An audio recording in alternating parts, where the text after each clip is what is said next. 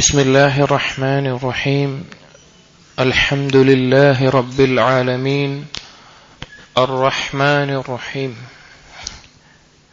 الصلاة والسلام على رسول الأمين وعلى آله وأصحابه أجمعين أما بعد يا أيها الذين آمنوا اتقوا الله حق تقاته ولا تموتن إلا وأنتم مسلمون رب اشرح لي صدري ويسر لي أمري واحلل عقدة من لساني يفقهوا قولي آمين يا رب العالمين. സഹോദരങ്ങളെ, മിൻ അഖ്താഇൽ അസ്വാജ്, ഭർത്താക്കന്മാരുടെ അബദ്ധങ്ങൾ എന്ന റിസാലയുടെ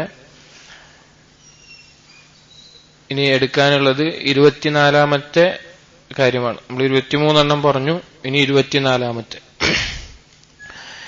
24-ാമത്തേത് ദർബു സൗജതി ബിലാ മുസവ്വിർ, ഭാര്യയെ അടിക്കൽ അന്യായമായിട്ട് അഥവാ അനുവദനീയമല്ലാത്ത രീതിയിൽ ഭാര്യയെ അടിക്കുക എന്നുള്ളത്.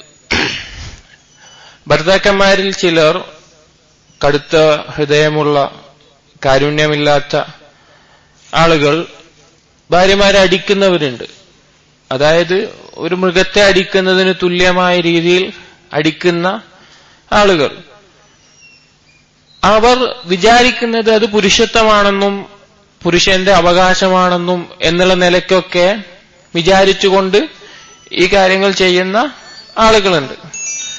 ഇക്കൂട്ടർ നമുക്ക് ശ്രദ്ധിച്ചാൽ മനസ്സിലാക്കാൻ സാധിക്കും, ഇക്കൂട്ടർ വിവാഹം കഴിക്കുന്നതിന് മുമ്പ്, വിവാഹം അന്വേഷിക്കുന്ന സമയത്തെല്ലാം ഭാര്യയുടെ കുടുംബവുമായിട്ട് അതുപോലുള്ള ആളുകളുമായിട്ടൊക്കെ ഏറ്റവും നല്ല രീതിയിൽ പെരുമാറുകയും നല്ല സ്വഭാവമാവുകയൊക്കെ ആയിരിക്കും. എന്നാൽ വിവാഹം കഴിഞ്ഞതിന് ശേഷം നേരെ അതിനെതിരായിട്ട് പല രീതിയിൽ ഉപദ്രവിക്കുന്ന ആ രീതിയിൽ പല ഉപദ്രവങ്ങൾ, ചില സമയത്ത് ഭാര്യയോടൊപ്പം മക്കളെയും അടിക്കുന്ന അവസ്ഥ, അല്ലെങ്കിൽ മോശമായ വാക്കുകൾ, തെറി പോലെയുള്ള വിളികൾ, അതുപോലെയുള്ള കാര്യങ്ങൾ പറയുന്ന അവസ്ഥ, ഇങ്ങനെയൊക്കെ ചില ഭർത്താക്കന്മാരെ കാണാൻ സാധിക്കും. എന്നിരുന്നാലും ഒരു സ്ത്രീയെ സംബന്ധിച്ചിടത്തോളം, ഭാര്യയെ സംബന്ധിച്ചിടത്തോളം ഇങ്ങനെ ഉപദ്രവങ്ങൾ നേരിടുന്നുണ്ട് എങ്കിൽ അവർ അവരുടെ അർഹതപ്പെട്ട ആളുകളെ, പിതാവിനെയോ അല്ലെങ്കിൽ വലിയായിട്ടുള്ള ആളുകളെ അത് അറിയിക്കേണ്ടതാണ്. സഹിച്ചു നിൽക്കേണ്ട ആവശ്യമില്ല. അല്ലാഹു സുബ്ഹാനഹു വ തആല വളരെയധികം ആദരിച്ച വിഭാഗമാണ് മനുഷ്യർ എന്നുള്ളത്. അല്ലാഹു തആല പറഞ്ഞു, വലഖദ് കറംനാ ബനി ആദം وحملناهم في البر والبحر وفضلناهم على كثير ممن خلقنا تفضيلا. ബാക്കിയുള്ള സൃഷ്ടികളെല്ലാം ഏറ്റവും നല്ല രീതിയിൽ ആദരിച്ചിട്ടുള്ളതാണ്. അപ്പോൾ ഇങ്ങനെയുള്ള ഭർത്താക്കന്മാർ അഥവാ ഭാര്യയെ അടിക്കുന്ന ഭർത്താക്കന്മാർ അള്ളാഹുവിനെ സൂക്ഷിച്ചുകൊള്ളട്ടെ. അള്ളാഹു സുബ്ഹാനഹു വ തആല അവനെ ഏൽപ്പിച്ച ഒരു വലിയ കരാറിന്റെ അടിസ്ഥാനത്തിൽ അവനെ ഏൽപ്പിച്ച ഉത്തരവാദിത്തമാണ് അവനവിടെ പാഴാക്കി കളയുന്നത്. ചിലപ്പോ നാം ഓരോരുത്തരും ഭർത്താക്കന്മാർക്ക് അതിയായ ദേഷ്യം വന്നിട്ടായിരിക്കാം, ദേഷ്യം പിടിച്ചു വെക്കാൻ പറ്റാതെ അടിക്കുന്ന ഭർത്താക്കന്മാരുണ്ട്. ചില ആളുകൾ സ്ഥിരമായി ഭാര്യയെ അടിക്കുന്ന, ഉപദ്രവിക്കുന്ന ആളുകൾ. എന്നിരുന്നാലും റസൂലുള്ളാഹി സ്വല്ലല്ലാഹു അലൈഹി വസല്ലമ പറഞ്ഞൊരു ഹദീസ് നമുക്ക് കാണാം, ഇന്നി ഉഹദ്ദിജു അലൈക്കും ഹഖ്ഖ ദഈഫൈൻ അൽ യതീം വൽ മർഅ. രണ്ടാളുകളുടെ ഹക്കിനെ കുറിച്ച് ഞാൻ നിങ്ങൾ ഓർമ്മപ്പെടുത്തുന്നു, രണ്ട് ദുർബലരുടെ, യതീമിന്റെയും അതുപോലെ സ്ത്രീയുടെയും എന്നുള്ളത്. അതുപോലെ റസൂലുള്ളാഹി സ്വല്ലല്ലാഹു അലൈഹി വസല്ലം പറഞ്ഞു, ലാ യജ്ലിദു അഹദുക്കും റഅതഹു ജൽദൽ അബ്ദി ثم യുളാജിഉഹാ. ഒരു അടിമയെ അടിക്കുന്നത് പോലെ, അതായത് തന്നേക്കാൾ താഴെയുള്ള എന്തെങ്കിലും ഒരു കാര്യത്തെ അടിക്കുന്നത് പോലെ ഭാര്യയെ അടിക്കാതിരിക്കട്ടെ. അവൻ രാത്രി അവളോടൊപ്പമാണ് ശയിക്കാൻ പോകുന്നത്, അവളോടൊപ്പമാണ് അവൻ ശയിക്കാൻ പോകുന്നത്. എന്ത് മോശമാണ് ഭാര്യയെ അടിക്കുകയും ഉപദ്രവിക്കുകയും ചെയ്യുക, എന്നിട്ട് അവളോടൊപ്പം തന്നെ ശയിക്കുകയും ചെയ്യുക എന്നുള്ളത്. വളരെയധികം ഗൗരവത്തിൽ നാം മനസ്സിലാക്കേണ്ട കാര്യമാണ്. ഭാര്യമാരെ അടിക്കുക എന്നുള്ളത് ഗൗരവത്തിൽ മനസ്സിലാക്കണം ഭർത്താക്കന്മാർ. നമുക്ക് പല ദേഷ്യങ്ങളുണ്ടാവും. ചിലപ്പോ നമ്മുടെ കച്ചവടവുമായി ബന്ധപ്പെട്ട് അല്ലെങ്കിൽ പുറത്ത് വേറെ എന്തെങ്കിലും ദേഷ്യം, ഇതൊക്കെ ചില ആളുകൾ വന്ന് തീർക്കുക ഭാര്യയുടെ മേലായിരിക്കും. ആ ദേഷ്യം വന്ന് തീർക്കുന്നത് ഭാര്യ പിന്നെ ചെറിയ എന്തെങ്കിലും കാര്യം മതി, പ്രത്യേകിച്ച് ഒരു വലിയ കാരണമൊന്നുമില്ലാതെ ചെറിയ കാര്യത്തിന് മേലെ തന്നെ ഭാര്യയെ അടിക്കുന്ന ആളുകൾ വളരെയധികം വലിയ ദുൽമാണ് അവരെ ചെയ്യുന്നത്. അതുകൊണ്ട് അത് വളരെ ശ്രദ്ധിക്കുക എന്നുള്ളത് ഭർത്താക്കന്മാരുടെ അബദ്ധങ്ങളിൽ പെട്ട ഗൗരവമുള്ള ഒരു വിഷയമാണ്. എന്നാൽ ഇസ്ലാമിൽ അല്ലാഹു സുബ്ഹാനഹു വ തആല ഭാര്യയെ അടിക്കുക എന്നുള്ളത് ഒരു തരത്തിലും ഇല്ല എന്നുള്ളത് അല്ല. ഭാര്യയെ അടിക്കാൻ അനുവദിക്കപ്പെട്ട ഒരു മേഖല ഉണ്ട്. അത് യഥാർത്ഥത്തിൽ മനസ്സിലാക്കാത്തത് കൊണ്ടാണ് ചില ആളുകൾ ഭാര്യയെ അടിക്കാൻ ഇസ്ലാമിലെ അനുവാദം ഉണ്ടല്ലോ, പിന്നെ ആയത്തിലുണ്ടല്ലോ, ഹദീസിലുണ്ടല്ലോ, അപ്പൊ പിന്നെ ഞാനല്ല അടിച്ച് നേരാക്കേണ്ടത് എന്നുള്ള നിലക്ക് അത് ചെയ്യാറുള്ളത്. എന്നാൽ അതിന്റെ ശരിയായ ഒരു ഫഹ്മ്, ഏതുദ്ദേശത്തിൽ എങ്ങനെയാണ് അത് ഉദ്ദേശിക്കുന്നതെന്ന് ആളുകൾ മനസ്സിലാക്കേണ്ടിയിരിക്കുന്നു. അല്ലാഹു സുബ്ഹാനഹു വ തആല പറഞ്ഞു, വല്ലാത്തി തഖാഫൂന നുശൂസഹുന്ന ഫഇദൂഹുന്ന വഹ്ജുറൂഹുന്ന ഫിൽ മളാജിഹ് വളുരിബൂഹുന്ന. നിങ്ങൾ ഭാര്യമാരുടെ എന്നുള്ള ഉപദ്രവങ്ങൾ ഭയപ്പെടുന്നുണ്ടെങ്കിൽ, അനുസരണക്കേട് അതുപോലെ ഭയപ്പെടുന്നെങ്കിൽ അവരെ നിങ്ങൾ ഉപദേശിക്കുക. അതിനുശേഷം അവർ മാറുന്നില്ലെങ്കിൽ അവരെ നിങ്ങൾ കിടപ്പറയിൽ നിന്ന് അകറ്റുക. അതിനുശേഷവുമില്ലെങ്കിൽ നിങ്ങൾ അടിച്ചുകൊള്ളുക. അതുപോലെ തന്നെ റസൂലുള്ളാഹി സ്വല്ലല്ലാഹു അലൈഹി വസല്ലം ഹജ്ജത്തുൽ വിദായിൽ പറഞ്ഞു, വലക്കും അലൈഹിന്ന അല്ലാ യുതിഅന ഫുറുശകും അഹദൻ തക്റഹൂന ഫഇൻ ഫഅൽന ദാലിക ഫളരിബൂഹുന്ന ളർബൻ ഗൈറ മുബദ്ദിഹിൻ. നിങ്ങൾ പിന്നെ വെറുക്കുന്ന കാര്യങ്ങൾ ഭാര്യയിൽ നിന്നുണ്ടായാൽ അവളിൽ നിന്ന് കിടപ്പറയിൽ നിന്ന് അകറ്റിത്തുക, അവളെ കിടപ്പറയിൽ നിന്ന് അകറ്റുക. എന്നിട്ടും അവൾ അത് വീണ്ടും ആ കാര്യാനുസരണക്കേട് അതുപോലുള്ള കാര്യങ്ങൾ പ്രവർത്തിക്കുകയാണെങ്കിൽ ഫളരിബൂഹുന്ന ളർബൻ ഗൈറ മുബദ്ദിഹ്, അവൾക്ക് വേദന എന്ന ഒരു ദോഷമുണ്ടാക്കാത്ത, ഉപദ്രവമുണ്ടാക്കാത്ത, ഒരു വലിയ രീതിയിൽ അല്ലാത്ത രീതിയിൽ നിങ്ങൾ അടിച്ചുകൊള്ളുക എന്നുള്ളത്.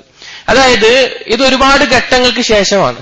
ചില ഭാര്യമാർക്ക് അവര് അനുസരണക്കേട് കാണിക്കുന്നുണ്ടാവും, അവര് ചില മ്ലേച്ഛകൾ, തെമ്മാടിത്തരങ്ങൾ, കളവ് പറയുന്നവരുണ്ടാകും, പലവിധ തിന്മകളും ഒക്കെ അബദ്ധങ്ങളൊക്കെ കാണാൻ സാധിക്കും. ആ ഭാര്യമാരെ അടിക്കാൻ ഇസ്ലാം അനുവദിക്കുന്നുണ്ട്. കാരണം ഭർത്താവിന്റെ ഉത്തരവാദിത്തമാണ്, ഭർത്താവിന്റെ കയ്യിൽ ഏൽപ്പിച്ച ഉത്തരവാദിത്തമാണ്. പക്ഷേ ആ അടി എന്നുള്ളത് ഉപദേശത്തിന് ശേഷവും കിടപ്പറയിൽ നിന്ന് അകറ്റിയതിനു ശേഷവും എല്ലാം നടക്കുന്നില്ല എങ്കിൽ അവസാനത്തെ ഒരു കാര്യമാണ്. എന്നാൽ ആ അടിക്കുമ്പോൾ തന്നെ ശ്രദ്ധിക്കേണ്ട ഒരുപാട് കാര്യങ്ങളുണ്ട്. ഒന്ന്, വലിയ രീതിയിൽ ഉപദ്രവമേൽപ്പിക്കുന്ന രീതിയിൽ ആവരുത് അടി എന്നുള്ളത്. ഉലമാക്കൾ, ഫുഖഹാക്കൾ ആ അടിയെക്കുറിച്ച് പറഞ്ഞത് ഒരു മിസ്വാക്ക് കൊണ്ട് അടിക്കുന്നത് പോലെ, അതായത് ഒരു പല മിസ്വാക്ക് ഉണ്ടല്ലോ, അത്രയും കാര്യം പറഞ്ഞ അതുപോലെ അവരുടെ മുഖത്തോ അല്ലെങ്കിൽ എല്ല് പൊട്ടുന്ന രീതിയിലോ അവരുടെ പിന്നെ അപകടം സിദ്ധിക്കുന്ന അവയവങ്ങളിൽ, വയറ്റിലോ അതുപോലെയുള്ള സ്ഥലത്തൊന്നും അടിക്കാൻ പാടില്ല എന്നുള്ള നിലക്കും. എന്നിരുന്നാലും അത് പ്രോത്സാഹിപ്പിക്കപ്പെട്ടിട്ടുള്ള ഒരു കാര്യമല്ല ഭാര്യയെ അടിക്കുക എന്നുള്ളത്. പല ഭർത്താക്കന്മാർക്കും, പ്രത്യേകിച്ച് യുവാക്കൾക്ക്, തങ്ങൾക്ക് വിവാഹം ചെയ്ത് കിട്ടുമ്പോൾ അവർ തങ്ങളുടെ അടിമകളാണെന്നാണ് ധാരണ. തങ്ങൾ പറയുന്നത് പോലെ തന്നെ അങ്ങോട്ട് തിരിയണം, അല്ലെങ്കിൽ അതുപോലെ തന്നെ ഇങ്ങോട്ട് തിരിയണം, അല്ലെങ്കിൽ പറഞ്ഞത് അതുപോലെ കേൾക്കുന്ന തനിക്കൊരു അടിമയെ കിട്ടിയെന്നുള്ള രീതിയിലാണ് പലരും വിവാഹത്തെ കാണുന്നത്. അങ്ങനെയല്ല, നാം മുമ്പേ പറഞ്ഞിട്ടുണ്ട്, അവരുടേതായ ഒരു സൃഷ്ടിയാണ്, അവരുടേതായ ചിന്തകളും വികാരങ്ങളും ഉൾക്കൊള്ളുന്ന ഒരു സൃഷ്ടിയാണ്. അത് ഭർത്താക്കന്മാർ പ്രത്യേകം മനസ്സിലാക്കണം.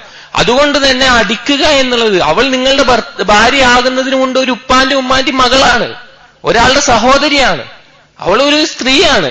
ആ ബഹുമാനം കൊടുക്കുകയും ഇത് ശ്രദ്ധിക്കുകയും വേണം.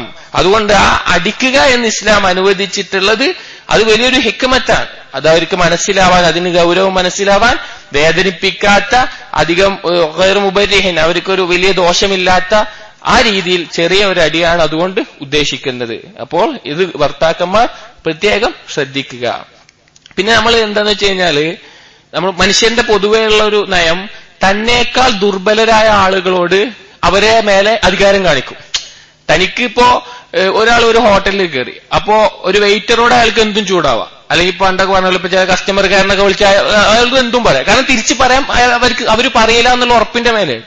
അതുപോലെയാണ് ഈ ഭാര്യയുടെ മേലെ ചില ആളുകൾ ഉപദ്രവിക്കാനൊക്കെ ചെല്ലുന്നത്. പക്ഷേ വിവാഹബന്ധവും ഭാര്യയ്ക്കുള്ള ബഹുമാനവും നാം മനസ്സിലാക്കണം. ഈ 25-ാമത്തേത് ഫസാദുൽ മഖ്സദി മിനത്ത് തഅദ്ദുദ്, ബഹുഭാര്യത്വം, ഒന്നിൽ കൂടുതൽ വിവാഹം കഴിക്കുന്നതിലുള്ള ഫസാദായ, തെറ്റായ ലക്ഷ്യം എന്നുള്ളത്. വിവാഹം കഴിക്കുന്നത്, ഒന്നിൽ കൂടുതൽ വിവാഹം കഴിക്കുന്നതിലുള്ള തെറ്റായ ലക്ഷ്യങ്ങൾ വെച്ചിട്ട് വിവാഹം കഴിക്കുന്നത്. നമുക്കറിയാം, ഇസ്ലാമിൽ അല്ലാഹു സുബ്ഹാനഹു വ തആല അനുവദിച്ചിട്ടുള്ള, അതായത് അല്ലാഹു തആല സൃഷ്ടിച്ച മനുഷ്യർക്ക് അല്ലാഹു തആല വിധിച്ച ശറഇൽ അനുവദനീയമാക്കിയിട്ടുള്ള കാര്യമാണ് ബഹുഭാര്യത്വം എന്നുള്ളത്. അതായത് ഒന്നിൽ കൂടുതൽ ഭാര്യമാരെ സ്വീകരിക്കാൻ ഭർത്താവിനുള്ള അവകാശം. അതിലൊരുപാട് ഗുണങ്ങളും ഒരുപാട് നന്മകളും ഒരുപാട് ഹിക്മത്തുകളും അതിന് പിന്നിലുണ്ട് എന്നുള്ളതിന് സംശയമില്ല.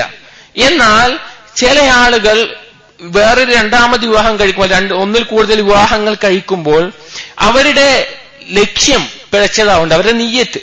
ഒന്നെങ്കിൽ അവർക്ക് അറിയില്ല അത് എന്തൊക്കെ കാരണങ്ങൾ കൊണ്ടാണ് വിവാഹം കഴിക്കേണ്ടത്, ഒന്നിൽ കൂടുതൽ വിവാഹം ഞാൻ എന്തിന് കഴിക്കണം, അല്ലെങ്കിൽ അതുകൊണ്ടുണ്ടാവുന്ന അപകടങ്ങളെ കുറിച്ചുള്ള ചിന്ത, അറിവില്ലായ്മ, എടുത്തുചാട്ടം. അത് പിന്നെ അനുവദിക്കപ്പെട്ടൊരു കാര്യം, അങ്ങോട്ട് എടുത്തു ചാടിയിട്ട് ഒന്നിൽ കൂടുതൽ വിവാഹം കഴിക്കുക എന്നുള്ളത്. ചില ആളുകൾ വിവാഹം കഴിക്കുന്നത് മറ്റുള്ളവരുടെ മുമ്പിൽ അഭിമാനം കൊള്ളാനാണ്. എനിക്ക് 2 ഭാര്യമാരുണ്ട്, ഒന്നിൽ കൂടുതൽ ഭാര്യമാരെന്നല്ല, അഭിമാനം കൊള്ളാനും പൊങ്ങച്ചം കൊള്ളാനും. മറ്റു ചിലർ കഴിക്കാറുള്ളത് കൂട്ടുകാരുടെ കളിയാക്കലിന്റെ ഫലമായിട്ട്. അതായത് ചില ആൾക്കാർ പറയും അനക്ക് പേടിയാണ് ഭാര്യനെ, അതുകൊണ്ട് വിവാഹം കഴിക്കാത്ത, ആ രീതിയിലൊക്കെ സംസാരം വന്നിട്ട് അവരോട് എതിരായിട്ട് നിൽക്കാൻ വേണ്ടിയിട്ട് കല്യാണം കഴിക്കുന്ന അവസ്ഥ. അങ്ങനെ പല രീതിയിൽ തെറ്റായ നിയ്യത്തുകളുടെ മേലെ വിവാഹം കഴിക്കുന്നത് ബഹുഭാര്യത്വം നമുക്ക് കാണാൻ സാധിക്കും. ഇത് വളരെയധികം ശ്രദ്ധിക്കണം. പല ആളുകൾക്കും അറിയില്ല ബഹുഭാര്യത്വം എന്നുള്ളത് എടുത്തു ചാടി ചെയ്യേണ്ട, അല്ലെങ്കിൽ എന്തെങ്കിലും പിന്നെ മറ്റു നിയ്യത്തുകളുടെ മേലെ ചെയ്യേണ്ട കാര്യമല്ല. വളരെ ആലോചിച്ച് അതിന്റെ വരും വരായികൾ മനസ്സിലാക്കി അതിനെന്തൊക്കെ വേണമെന്ന്, അതായത് വിവാഹം കൊണ്ടുള്ള ലക്ഷ്യം എന്ന് പറഞ്ഞാൽ എന്താണ്? സക്കീനത്താണ്. ഒരു പുരുഷൻ അവന്റെ മനസ്സിന്റെ അസ്വസ്ഥത, അതായത് വിവാഹം കഴിക്കാതിരിക്കുമ്പോൾ ഉണ്ടാവുന്ന അസ്വസ്ഥത ശാരീരികമായിട്ടും മാനസികമായിട്ടും സമാധാനമടയണം. അവന് സമാധാനപരമായിട്ട് അള്ളാഹുവിനെ ഇബാദത്ത് ചെയ്യാൻ പറ്റണം. അതാണ് വിവാഹത്തിന്റെ പ്രധാന ലക്ഷ്യം, അതായത് ലക്ഷ്യങ്ങളിൽ പ്രധാനമായിട്ടുള്ള ഒന്ന്. എന്നാൽ ബഹുഭാര്യത്വത്തിലൂടെ അധികം ആളുകൾക്കും അത് നഷ്ടപ്പെടുകയാണ്. അവർക്ക് മനസ്സമാധാനത്തോടെ ഇബാദത്ത് ചെയ്യാൻ പറ്റുന്ന ആ അവസ്ഥ അവിടെ ഇല്ലാതെയാവുകയാണ്. അപ്പൊ നമ്മൾ ഈ ബഹുഭാര്യത്വം പുരുഷന്മാർ തെരഞ്ഞെടുക്കുകയാണെങ്കിൽ അതിനെക്കുറിച്ച് നല്ല ചിന്തയും നല്ലൊരു നിയ്യത്തോടു കൂടിയുമായിരിക്കണം അതിലേക്ക് ഇറങ്ങേണ്ടത്. എന്തൊക്കെയാണ് ബഹുഭാര്യത്വത്തിന് പ്രേരിപ്പിക്കുന്ന അല്ലെങ്കിൽ നയിക്കുന്ന നിയ്യത്തുകൾ? ഷെയ്ഖ് 2-3 എണ്ണം പറയുന്നുണ്ട്. ഒന്നാമത്തേത് സുലൂഖു സൗജത്തി സയ്യ, ഭാര്യയുടെ മോശപ്പെട്ട സ്വഭാവം അല്ലെങ്കിൽ രീതികൾ, പെരുമാറ്റങ്ങൾ എന്നുള്ളത്. ചിലപ്പോൾ നമ്മുടെ ഒരു ഭാര്യ, നമ്മൾ വിവാഹം കഴിച്ചിട്ടുള്ള ആദ്യ ഭാര്യ, അവരുടെ സ്വഭാവം, അവരുടെ പെരുമാറ്റങ്ങൾ വളരെയധികം മോശവും നമുക്ക് ഒരു സമാധാനവും ലഭിക്കാത്ത, ഒരു സന്തോഷവും ലഭിക്കാത്ത അങ്ങനെയുള്ള സ്വഭാവമുള്ള സ്ത്രീകൾ ഉണ്ടാവും. അപ്പൊ ആ നിലക്ക് ആ സ്ത്രീയെ ഒഴിവാക്കാതെ, ആ സ്ത്രീയുടെ മോശം സ്വഭാവം കാരണം ആ സ്ത്രീയെ തൊലാക്ക് ചെയ്യാതെ തന്നെ നമുക്ക് വേറൊരു വിവാഹം കഴിക്കുക എന്നുള്ളത് അത് ആവശ്യമായൊരു നിയ്യത്താണ്. രണ്ടാമത്തേത് അർറഗ്ബത്തു ഫി ദുർരിയ്യ, കൂടുതൽ മക്കൾ ഉണ്ടാവണം എന്നുള്ള ആഗ്രഹം.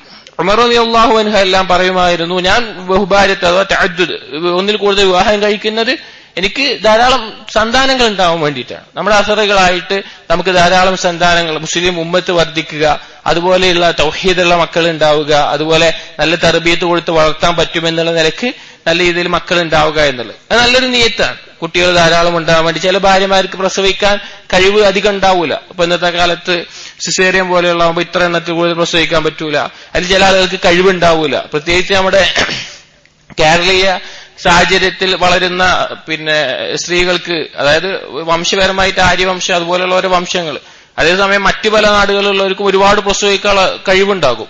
അറബ് നാടുകൾ, ആഫ്രിക്ക പോലുള്ള നാടുകളിലൊക്കെ 10-40 പ്രസവിക്കും ഓരോ സ്ത്രീകൾ. കാരണം അവരുടെ ശരീരത്തിന്റെ ഘടനയും ഒരുപാട് അതിന് വേറെ വിഷയങ്ങളുണ്ട്.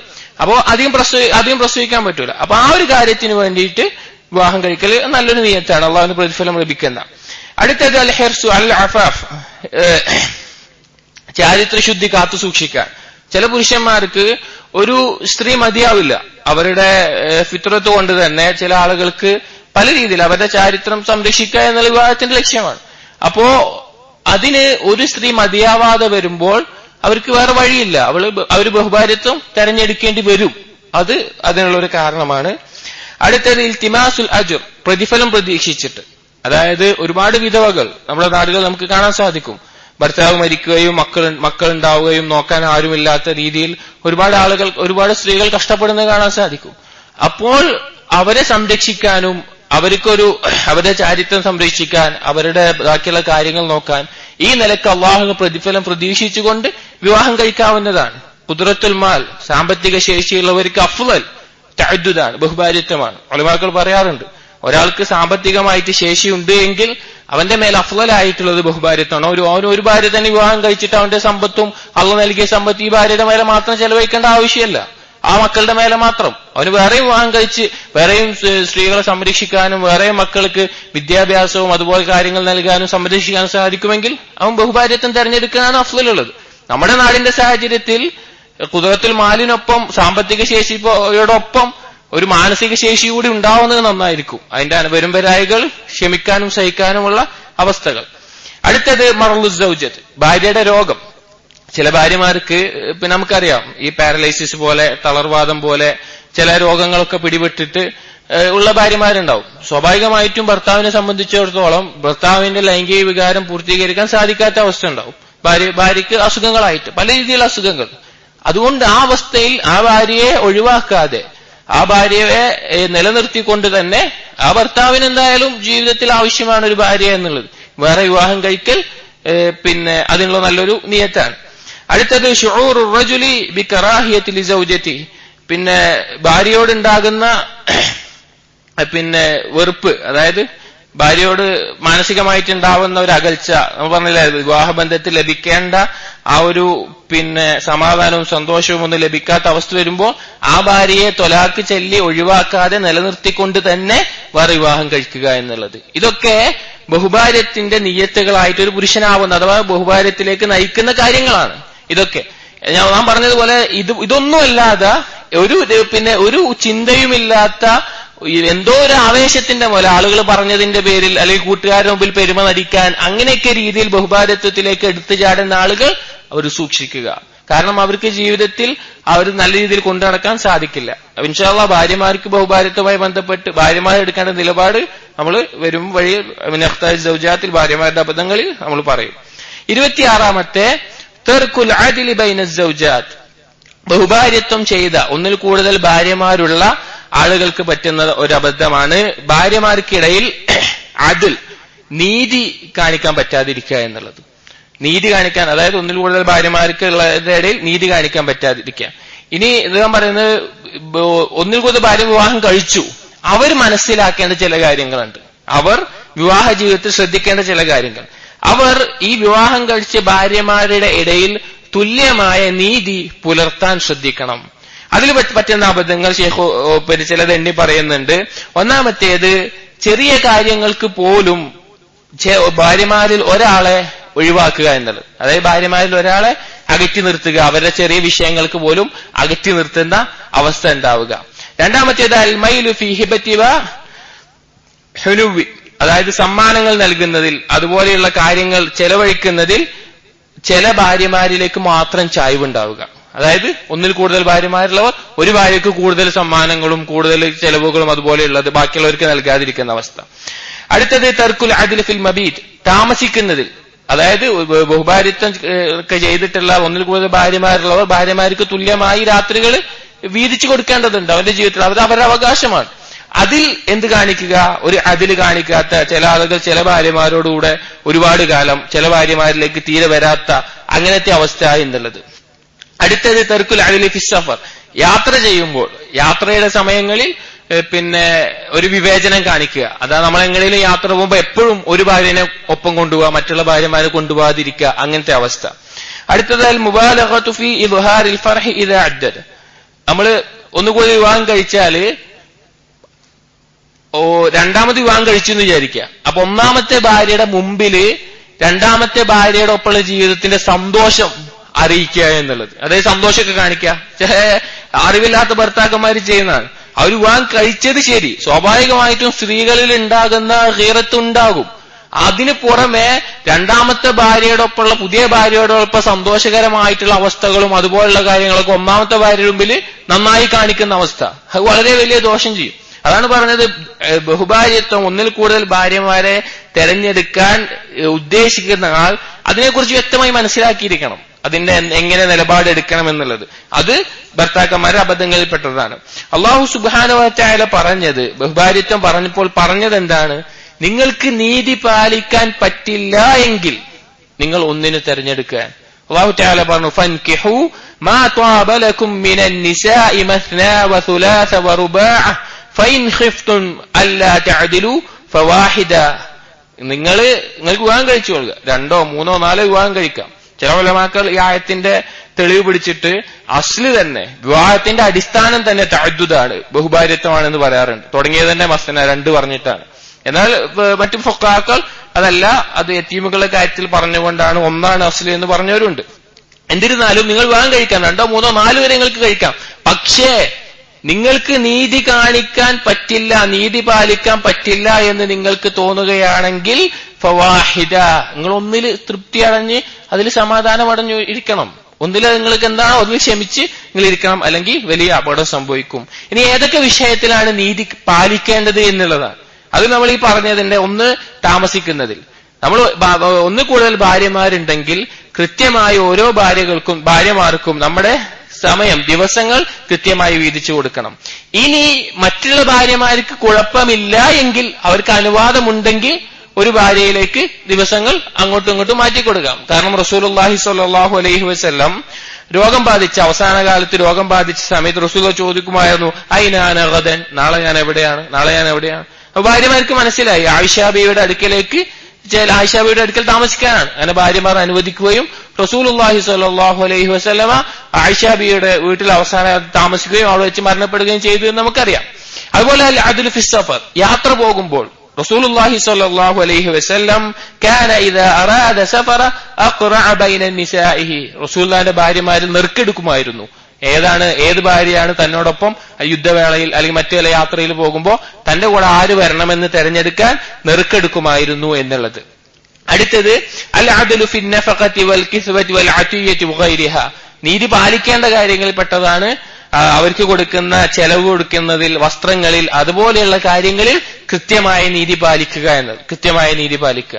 ഇത് പ്രത്യേകം പറയാനുള്ള കാരണം അല്ലാഹു സുബ്ഹാനഹു വ തആല പറഞ്ഞു, വലൻ തസ്തതീഉ അൻ തഅദിലു ബൈനൻ നിസാഇ വലൗ ഹറസ്തും ഫലാ തമീലു കുല്ലൽ മൈലി ഫതദറൂഹാ കൽ മുഅല്ലഖ, നിങ്ങൾ എങ്ങനെയൊക്കെ ശ്രമിച്ചാലും ശരിയായ പൂർണ്ണ രീതിയിൽ നീതി പുലർത്താൻ നിങ്ങൾക്ക് സാധിക്കൂല. ഭാര്യമാരുടെ ഇടയിൽ ഒന്നിற்கு മാത്രം ചെരിഞ്ഞു പോവാതെ നിങ്ങൾ സൂക്ഷിച്ചാൽ മതി. ഇതിന്റെ തഫ്സീറിൽ ഇബ്നു അബ്ബാസ് റളിയല്ലാഹു അൻഹു പറയുന്നുണ്ട്, വലൻ തസ്തതീഉ, നിങ്ങൾക്ക് സാധിക്കില്ല എന്ന് പറഞ്ഞത് ഫിൽ ഹുബ്ബി വൽ ജിമാ, ഭാര്യമാരോടുള്ള ഇഷ്ടത്തിലും അതുപോലെ ലൈംഗികമായി ബന്ധപ്പെടുന്നതിലും സ്വാഭാവികമായിട്ടും അതിൽ ഒരു മാനസികമായിട്ടുള്ള വ്യത്യാസം ഉണ്ടാകുമെന്നുള്ളത് ഉറപ്പാണ്. അത് നമുക്കൊരിക്കലും മാറ്റാൻ സാധിക്കില്ല. കാരണം ഭാര്യമാരുടെ പെരുമാറ്റത്തിന്റെയും അവരുടെ നമ്മൾക്ക് ഇഷ്ടമുണ്ടാവുന്ന പല കാര്യങ്ങളുണ്ട്. അതുകൊണ്ട് അത് മാറ്റാൻ പറ്റൂല. എന്നാൽ ഈ പറഞ്ഞതുപോലെ യാത്രയിൽ, ചെലവഴിക്കുന്നതിൽ, അതുപോലുള്ള ഓരോ കാര്യത്തിൽ നമ്മൾ കൃത്യമായ നീതി പുലർത്തണം. റസൂലുള്ളാഹി സ്വല്ലല്ലാഹു അലൈഹി വസല്ലം പറഞ്ഞൊരു ഹദീസ്, മൻ കാനത് ലഹും റഅതാനി ഫമാല ഇലാ ഇഹ്ദാഹുമാ ജാഅ യൗമൽ ഖിയാമത്തി വശിഖ്ഖഹു മായിലുൻ, ഒന്നിൽ കൂടുതൽ ഭാര്യമാരുണ്ടായിട്ട്, രണ്ട് ഭാര്യമാരുണ്ടായിട്ട് ഒരാളിലേക്ക് മാത്രം ചെരിഞ്ഞ്, അതായത് ഈ രീതിയിലെല്ലാം നീതി കാണിക്കാതെ ഇരുന്നാൽ നാളെ പരലോകത്ത് അവൻ ഒരു ഭാഗം ചെരിഞ്ഞവനായിട്ട് വരുമെന്നുള്ളത് ഗൗരവമായി മനസ്സിലാക്കുക. ഇനി 27ാമത്തെ വിഷയം അൽ ഇസ്തിഅജാലു ഫി ശഅനി ത്വലാഖ്, ത്വലാഖിന്റെ വിഷയത്തിൽ ധൃതി കാണിക്കുക എന്നുള്ളത്. ത്വലാഖ് നമുക്കറിയാം, അല്ലാഹു സുബ്ഹാനഹു വ തആല ഇസ്ലാമിൽ അവന്റെ ശറഇൽ അനുവദനീയമാക്കിയിട്ടുള്ള ഒരു കാര്യമാണ് വിവാഹമോചനം എന്നുള്ളത്. എന്നാൽ ചില പുരുഷന്മാർ അവരുടെ അറിവില്ലായ്മ കൊണ്ടായിരിക്കാം വളരെ പെട്ടെന്ന് അതിലേക്ക് എടുത്തു ചാടുന്ന അവസ്ഥ കാണാം. വളരെ ചെറിയ നിസ്സാരമായ ചില സൗന്ദര്യ പണക്കത്തിന് തന്നെ ഞാൻ ത്വലാക്കിയാളെ വഴി നോക്കുകയാണ്, ആ രീതിയിലെല്ലാം അവർ പെരുമാറുന്ന കാണാം. അവരുടെ അറിവില്ലായ്മയാണത്. അല്ലെങ്കിൽ അവരുടെ ചില സുഹൃത്തുക്കളുടെ നിർദ്ദേശപ്രകാരം ആ സുഹൃത്തുക്കൾക്ക് ഇവരോടുള്ള അസൂയയോ അല്ലെങ്കിൽ അതുപോലുള്ള വിദ്വേഷം കൊണ്ടൊക്കെ പ്രോത്സാഹിപ്പിക്കും, ഒഴിവാക്കിക്കാളെ, പിന്നെ അവൾ വേണ്ട, അവൾ ഒഴിവാക്കിയാളെ, ത്വലാക്കിയതാളെ, അങ്ങനെ പല രീതിയിൽ ത്വലാഖിലേക്ക് എടുത്തു ചാടുന്ന ആളുകൾ നമുക്ക് കാണാം. അല്ലെങ്കിൽ ഭാര്യ ഭർത്താക്കന്മാർക്കിടയിൽ, ഇത് പ്രത്യേകിച്ച് വിവാഹിതരായിട്ടുള്ള ആദ്യ കാലഘട്ടത്തിൽ, വിവാഹം കഴിഞ്ഞിട്ടുള്ള ആദ്യകാലത്തിൽ സ്വാഭാവികമായിട്ടും രണ്ട് കുടുംബങ്ങളിൽ നിന്ന് വന്നിട്ടുള്ള, രണ്ട് രീതിയിൽ വളർന്നിട്ടുള്ള ആളുകൾ പരസ്പരം മനസ്സിലാക്കാനും പരസ്പരം പൊരുത്തപ്പെടാനും സമയമെടുക്കും. അതിലൊരു സംശയമില്ല. ഒരാളുടെ സ്വഭാവ ന്യൂനതകൾ എന്താണ്, ഒരാളുടെ നന്മകൾ എന്താണ്, അത് മനസ്സിലാക്കാൻ. അതിന്റെ ഇടയിൽ ഉണ്ടാകുന്ന ചെറിയ ചില അഭിപ്രായ വ്യത്യാസങ്ങൾക്ക് പോലും, വളരെ ചെറിയ അഭിപ്രായ വ്യത്യാസങ്ങൾക്ക് പോലും ത്വലാഖിയാണ്. ആ ഒരു രീതിയിൽ അതിലേക്ക് എടുത്തു ചാടുന്ന ആളുകളെ നമുക്ക് കാണാൻ സാധിക്കും. അത് വലിയ അപകടമാണ്. കാരണം അല്ലാഹു സുബ്ഹാനഹു വ തആല ത്വലാഖ് ഇസ്ലാമിൽ അനുവദനീയമാക്കിയതിന് ഒരുപാട് ഹിക്മത്തുകളുണ്ട്. അല്ലാഹു തആല ഹക്കീമും അലീമുമാണ്. അതിനു പിന്നിൽ ഒരുപാട് യുക്തികളുണ്ട്. എന്നാൽ ഒരു ത്വലാഖ് ചെയ്യുമ്പോൾ അതിനു മുമ്പ് ഒരു മനുഷ്യൻ മനസ്സിലാക്കിയിരിക്കേണ്ട ഒരുപാട് കാര്യങ്ങളുണ്ട്. അല്ലാഹു സുബ്ഹാനഹു വ തആല പറഞ്ഞതുപോലെ വആശിറുഹുന്ന ബിൽ മഅറൂഫ് വഇൻ കരിഹ്തുമൂഹുന്ന ഫഅസാ അൻ തക്റഹു ശൈഅൻ വയജ്അലല്ലാഹു ഫീഹി ഖൈറൻ കസീറാ. നിങ്ങൾ അവരോട് നല്ല രീതിയിൽ ജീവിക്കുക, അഡ്ജസ്റ്റ് ചെയ്തിട്ടും ക്ഷമിച്ചിട്ടും ഒരുപാട് ആ രീതിയിൽ ജീവിക്കുക. ത്വലാഖിന്റെ വിഷയങ്ങൾ പറയുന്നിടത്ത് അല്ലാഹു സുബ്ഹാനഹു വ തആല പറഞ്ഞതാണ്. ഇനി അവരിൽ എന്തെങ്കിലും വെറുക്കുന്നത് നിങ്ങൾ കണ്ടാൽ തന്നെ അല്ലാഹു സുബ്ഹാനഹു വ തആല അതിലൊരുപാട് ഖൈർ വെച്ചിരിക്കാം. നമുക്കറിയില്ല, ചില കാര്യങ്ങൾ നമ്മൾ വെറുക്കുന്നത് അതിന് ഒരുപാട് നന്മകൾ വേറെ ഉണ്ടാകും.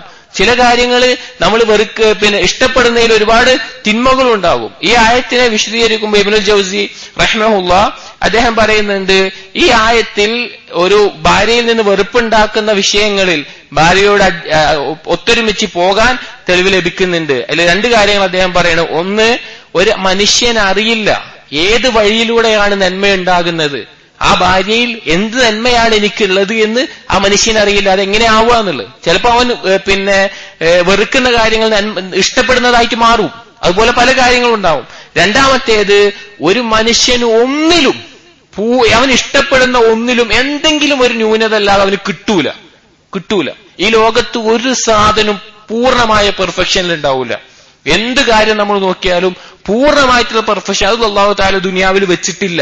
അതുകൊണ്ട് അതിന്റെ കുറവുകൾ, അതിൽ വെറുപ്പുണ്ടാവുന്ന കാര്യങ്ങൾ ക്ഷമിച്ചാൽ എന്തിനു വേണ്ടി, അതിൽ നമ്മൾ ഇഷ്ടപ്പെടുന്ന കാര്യങ്ങൾ വേണ്ടി അത് ക്ഷമിക്കുക എന്നുള്ളത്. കഴിഞ്ഞ ദിവസത്തിൽ നമ്മൾ പറഞ്ഞതുപോലെ റസൂലുള്ളാഹി സ്വല്ലല്ലാഹു അലൈഹി വസല്ലം പറഞ്ഞു, ലാ യഫ്റഖ് മുഅ്മിനുൻ മുഅ്മിന ഇൻ കരിഹ മിൻഹാ ഖുലുഖൻ റളിയ മിൻഹാ ഖുലുഖൻ ആഖ്.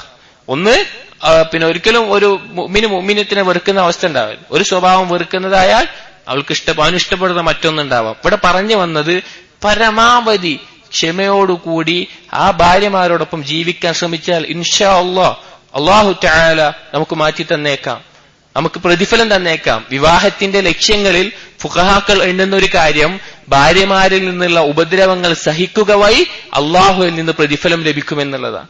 ഇബ്നുൽ ജൗസി റഹിമഹുല്ലാഹ് അദ്ദേഹത്തിന്റെ സ്വൈദുൽ ഖാത്തിറിൽ ഒരു സംഭവം പറയുന്നുണ്ട്. ഒരിക്കൽ അബി ഉസ്മാൻ അൻ-നൈസാബൂരി അദ്ദേഹത്തിനോട് ചോദിക്കപ്പെട്ടു, മാ അർജാ അമലക ഇൻദക്, നിങ്ങളുടെ അടുക്കൽ ഏറ്റവും നിങ്ങൾ പ്രതിഫലം പ്രതീക്ഷിക്കുന്ന അല്ലെങ്കിൽ ഏറ്റവും പ്രതീക്ഷയുള്ള ഒരു കർമ്മം എന്താണെന്ന് ചോദിച്ചു. അപ്പൊ അദ്ദേഹം പറഞ്ഞു, ഞാൻ എന്റെ യുവാവായിരിക്കുന്ന സമയത്ത്, എന്റെ യുവത്വത്തിൽ എന്റെ കുടുംബം എനിക്ക് വേണ്ടി വിവാഹം ആലോചിക്കുന്നുണ്ടായിരുന്നു. പക്ഷെ ഞാൻ അതിന് തയ്യാറായില്ല, ഞാൻ വിവാഹം കഴിക്കാൻ തയ്യാറായില്ല. അങ്ങനെ ഇരിക്കെ ഒരു സ്ത്രീ എന്നോട് ഇങ്ങോട്ട് വിവാഹം അഭ്യർത്ഥിച്ചു. ഇദ്ദേഹത്തിനോടുള്ള വിവാഹം കഴിക്കാനുള്ള ആഗ്രഹം കൊണ്ട് ഇങ്ങോട്ട് വിവാഹത്തിന് അഭ്യർത്ഥിച്ചു. അങ്ങനെ ഞാൻ ആ സ്ത്രീയുടെ ഉപ്പാവുമായി സംസാരിക്കുകയും ഞങ്ങൾ വിവാഹം കഴിക്കുകയും ചെയ്തു.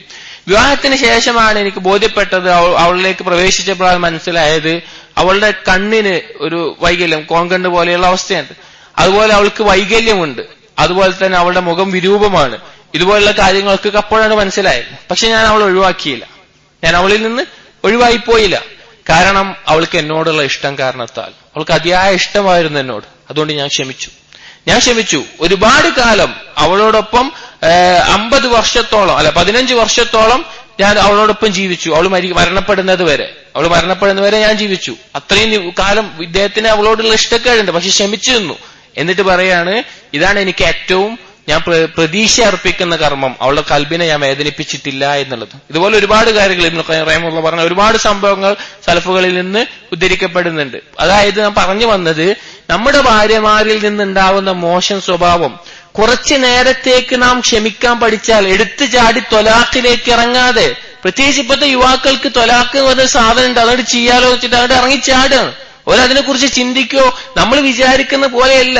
ഒരു വിവാഹം കഴിഞ്ഞ് ആ ഭാര്യയുമായിട്ട് അല്ലെങ്കിൽ കുറെ കാലം ജീവിച്ച്, എനിക്കറിയാം 10 കുട്ടികളുള്ള ഒരു ഭർത്താവ് ഭാര്യയെ ത്വലാക്കിയത്. അവർക്ക് 10 മക്കളുണ്ട്. അവര് ഭർത്താവ് ഭാര്യനെ ഫോണിൽ കൂടെ വിളിച്ച് പെട്ടെന്നുള്ള ദേഷ്യത്തിൽ ത്വലാഖ് ചെയ്തിരിക്കുക. ത്വലാഖ് വെറുതെ ചെയ്യുന്ന അവസ്ഥ. അങ്ങനെ ഒരുപാട് കേസുകൾ, കാര്യങ്ങൾ നമ്മുടെ ചുറ്റുപാടും നടക്കുന്നുണ്ട്. എന്നാൽ ഇത് ധൃതിയിൽ എടുത്തു ചാടി ചെയ്യേണ്ട ഒരു കാര്യമല്ല. അവരിലുണ്ടാവുന്ന കുഴപ്പങ്ങൾ ക്ഷമിക്കാനും അത് ഉൾക്കൊള്ളാനും നാം മനസ്സിലാക്കണം. ഇനി ത്വലാഖിലേക്ക് എത്തുക എന്നുള്ളത് തന്നെ ഇസ്ലാമിൽ ഒരുപാട് ഘട്ടങ്ങൾക്ക് ശേഷമാണ്. ഒരുപാട് കാര്യങ്ങൾ എന്നതിന് ഒന്നാമത്തേത് അവളെ ഉപദേശിക്കുക എന്നുള്ളതാണ്.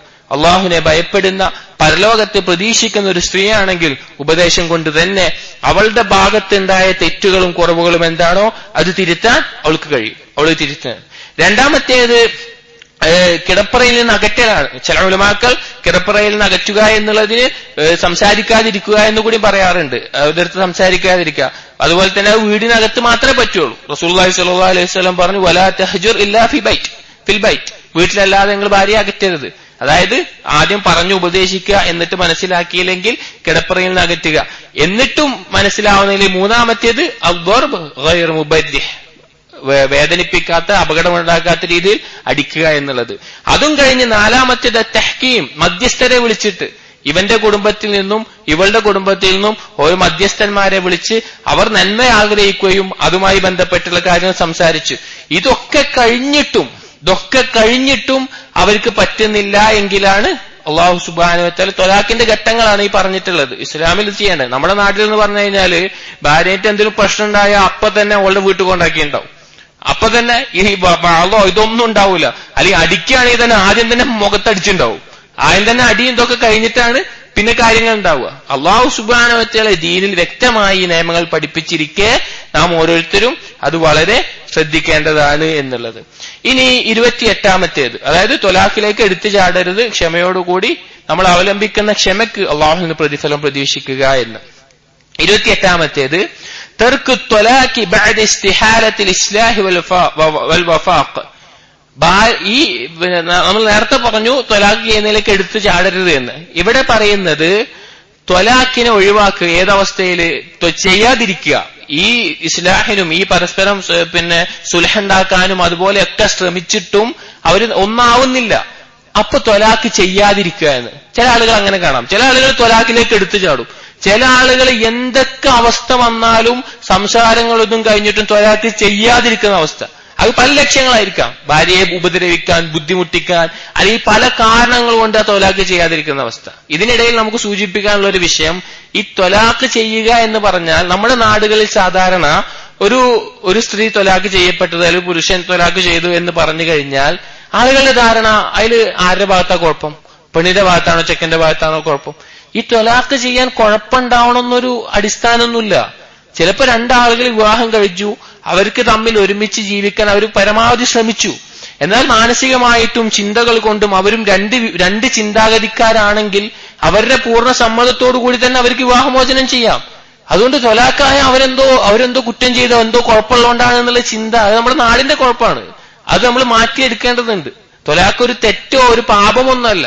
അല്ലാഹു തആല അനുവദിക്കപ്പെട്ട ഒരു കാര്യം അതിന്റെ ആവശ്യ സമയത്ത്. അപ്പൊ നാം പറഞ്ഞു വന്നത്, ഇങ്ങനെ ഈ സംസാരങ്ങളും അതുപോലെയുള്ള ഓരോ കാര്യങ്ങൾക്കും ശേഷം ഈ ഒരു ഭാര്യയ്ക്കും ഭർത്താവിന് അടിസ്ഥാന ലക്ഷ്യം എന്താ? അള്ളാഹുവിനെ ഇബാദത്ത് ചെയ്യണം. അതിന് സമാധാനപരമായ അവസ്ഥ രണ്ടാൾക്കും കിട്ടുന്നില്ല എങ്കിൽ നല്ല രീതിയിൽ റസൂലുള്ളാഹി സ്വല്ലല്ലാഹു അലൈഹി വസല്ലമയുടെ കാലത്ത് എന്റെ ഓർമ്മ ശരിയാണെങ്കിൽ സാബിത്ത് ഇബ്നു ഖൈസ് റളിയല്ലാഹു അൻഹുവിന്റെ ഭാര്യ റസൂലുള്ളാഹി സ്വല്ലല്ലാഹു അലൈഹി വസല്ലം പറയുന്നത്, എന്റെ ഭർത്താവിന്റെ ദീനിലോ എന്റെ ഭർത്താവിന്റെ സ്വഭാവത്തിലോ എനിക്കൊരു കുഴപ്പമില്ല, പക്ഷെ ഭർത്താവിനോടുള്ള കടമകൾ നിർവഹിക്കാൻ എനിക്ക് വയ്യ, എനിക്ക് സാധിക്കുന്നില്ല, അതുകൊണ്ട് എനിക്ക് ത്വലാഖ് വാങ്ങിത്തരണം എന്ന് റസൂലുള്ളാഹിന്റെ അടുത്ത് വന്ന് പറയാം. അവർ അള്ളാഹ്ക്ക് വേണ്ടിയിട്ടാണ് ഓരോ കാര്യങ്ങളും ചെയ്യുന്നത്. അനാവശ്യമായ കാര്യത്തിന് ഭർത്താവിന്റെ ത്വലാഖ് ആവശ്യപ്പെടാൻ ഭാര്യയ്ക്ക് പറ്റില്ല. പക്ഷെ അങ്ങനെ മനസ്സിലാക്കണം കാര്യങ്ങളെ. അപ്പോൾ ഒരു സമയം വന്നാൽ പരസ്പരം സുൽഹുണ്ടാക്കാനും ഇതിനൊന്നും സാധിക്കുന്നില്ല എങ്കിൽ അവിടെ ത്വലാഖ് ചെയ്യണം എന്നുള്ളത് മനസ്സിലാക്കണം. അതിനെ നീട്ടിക്കൊണ്ടുപോയിട്ട് ഒരവസ്ഥ ഉണ്ടാവരുത്. കാരണം അല്ലാഹു സുബ്ഹാനഹു വ തആല ദീനിൽ ലാ യുകല്ലിഫുല്ലാഹു നഫ്സൻ ഇല്ലാ വുസ്അഹ, ഒരുത്തിന് കഴിയാത്ത കാര്യം ഏൽപ്പിക്കുന്നില്ല. ഖവായിദുൽ ഫിഖ്ഹിയ അല്ലെങ്കിൽ ഖവായിദുൽ കുല്ലിയ എന്നുള്ളത് നമുക്ക് കാണാൻ സാധിക്കും. ഇദാ ളാഖൽ അംർ ഇത്തസഅ അല്ലെങ്കിൽ അല്ലാഹു റിസാ, ദോഷം നീങ്ങിപ്പോവുക എന്നുള്ളത് ഇസ്ലാമിന്റെ ഒരു ഖായിദയാണ്. അത് നീങ്ങിക്കളയുക എന്നുള്ളത് അതിനുള്ള ഏറ്റവും നല്ലൊരു മാർഗമാണ്.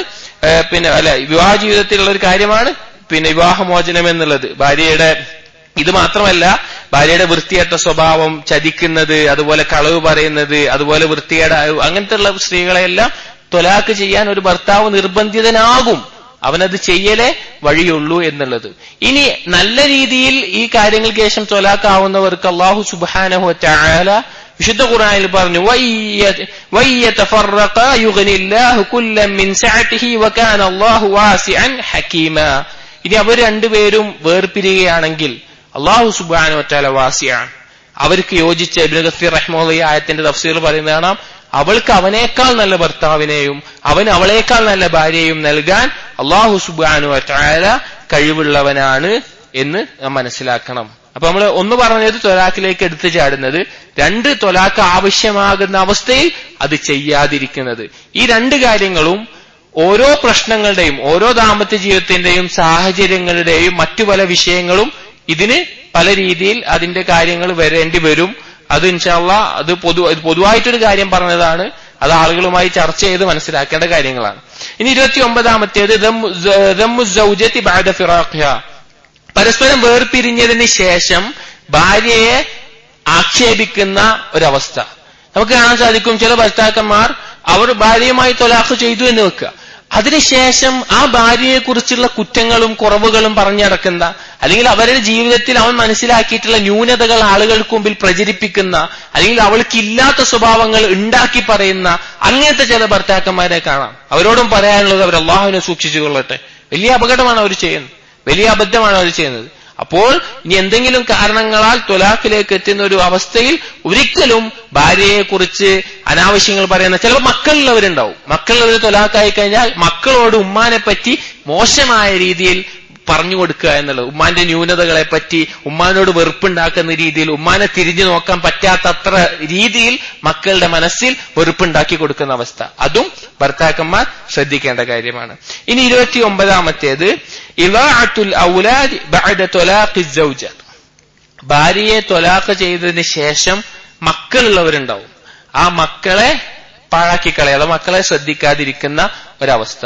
ഇവിടെ മനസ്സിലാക്കേണ്ടത്, അള്ളാഹു സുബ്ഹാനഹു വ തആല നമ്മുടെയൊക്കെ ദാമ്പത്യ ജീവിതം ഏറ്റവും നല്ല രീതിയിലാക്കി തരട്ടെ, ത്വലാഖിലേക്കൊന്നും എത്താതെ ഏറ്റവും നല്ല രീതിയിലാക്കി തരട്ടെ. നമ്മളത് പറയുമ്പോൾ അതിന്റെ കാര്യങ്ങൾ പറയുന്നു എന്ന് മാത്രം. ഇവിടെ മക്കളുള്ളപ്പോൾ ത്വലാഖാവുന്ന ഈ അവസ്ഥയിൽ ചില ഭർത്താക്കന്മാർ അവര് ത്വലാഖ് ചെയ്തിട്ടുണ്ടാവും. പക്ഷെ നമ്മൾ മനസ്സിലാക്കേണ്ടത്, നമ്മുടെ മക്കളുമായിട്ടുള്ള ബന്ധം അത് ത്വലാഖ് ചെയ്യാൻ പറ്റൂല, അത് ഒഴിവാക്കാൻ പറ്റൂല. എന്തൊക്കെയായാലും മക്കള് തന്നെയാണ്. ആ മക്കൾക്ക് ആവശ്യമായ കാര്യങ്ങൾ ചെലവിന് നൽകാത്ത, അല്ലെങ്കിൽ അവർക്ക് ആവശ്യമായ തർബിയത്ത് നൽകാത്ത അവസ്ഥയിൽ ചില ഭർത്താക്കന്മാർ കാണാം. അവരുടെ വാശി, ഭർത്താക്കന്മാരുടെ വാശി, ഭാര്യയോടുള്ള ദേഷ്യം, അതവർ തീർക്ക ഇങ്ങനെയായിരിക്കും. അവിടെ പാഴായി പോകുന്നത് മക്കളാണ്.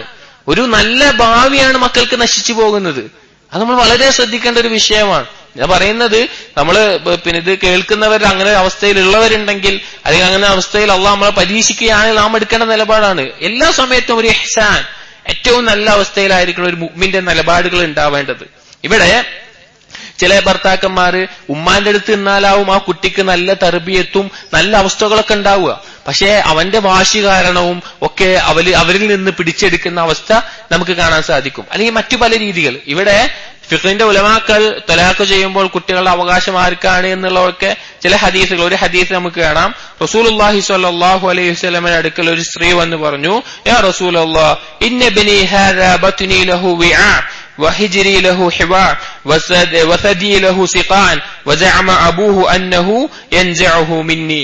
എന്റെ മകൻ, ആ മകന് എന്റെ വയറ് അവന്റെ താമസ സ്ഥലമായിരുന്നു, ഗർഭപാത്രം.